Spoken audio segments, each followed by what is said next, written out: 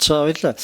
Энэ хүний эрхийн үндэсний комиссод бол жил болгон холбогдох одоо чиглэлээр өргөө чиг үүргийг бол хэрэгжүүлэхэд их төвч оруулалт гаргаж ажиллаж байгааг бол бид мэдж байгаа. Бас нэг талаар сайшруулж байгаа.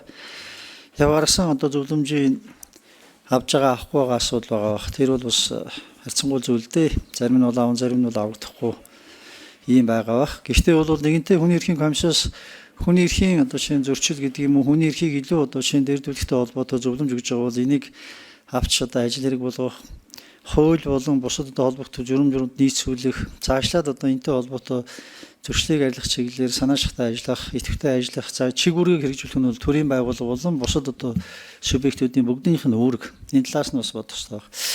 Би зүгээр одоо энэ нөгөө нэг хэвлэлийн эрхчлөлттэй холбоотой зөвлөлдөр нэг зүйл сая бидний яриагүйтэй холбоотой зориуд ярих гэж бодож байна.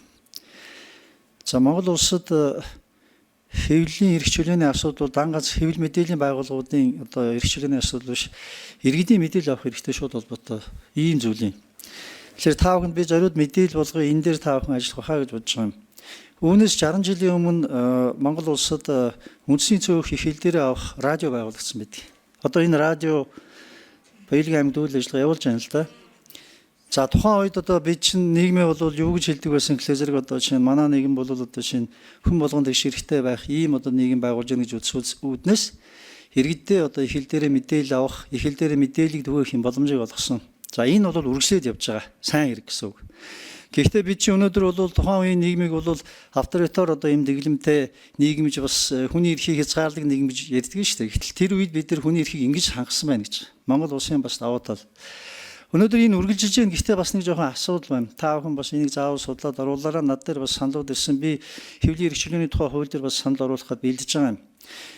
Гурван хуулийн хоорондын зөрчлөөс болоод одоо тэр радио үйл ажиллагаа явуулахад бэрхшээлтэй байдал үүсгэсэн байна. Тэгэхээр энийг бол гаргах чиглэлээр энэ одоо зөрчлийг гэдэг юм эсвэл энэ одоо нөхцөл байдлыг шийдэж авахгүй бол бид нэр буцаад ухралт болно шүү гэж. Үндэсний одоо цөөнх бол их хэл дээрээ мэдээлэл авах ёстой. Өөрөөр төрийн одоо үйл ажиллагаатай холбоотой мэдээлэл авах ёстой. Нийгмийн амьдралтай холбоотой мэдээлэл авах ёстой. За эдийн засаг ахуйн одоо харилцаанд орохтой холбоотой мэдээлэл авах ёстой. Энэ бол одоо байгаа гурван хуулийн тэр зөрчлөөс болоод одоо асуудал болчихсон. Радио одоо тусгай зөвшөөрлийг өгөхгүй байна. Энийг бид нэр бас ярьж явах ёстой.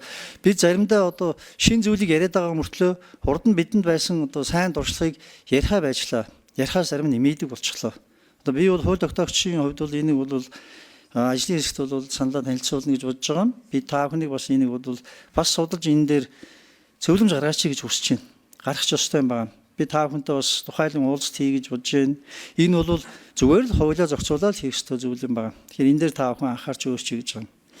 За дараа нь бас өөр одоо асуудлууд байгаа. Тэрийг бол яг та бүхэнтэй уулзахтаа бол ярилцъя гэж бодож байна. Ингээд бид энэ жил болгон тайлангаа холбогдох байнгын ороод сонсоод тэгээ та бүхнээсээ зөвлөмж, та бүхний саналыг сонсохын зэрэгцээ бид бас өөрсдөө яаж ажиллах вэ гэдэг талаар бас тодорхой ойлголттой болж байгаа нэг тийм сайшаалтай гэж бодож байгаа шүү дээ.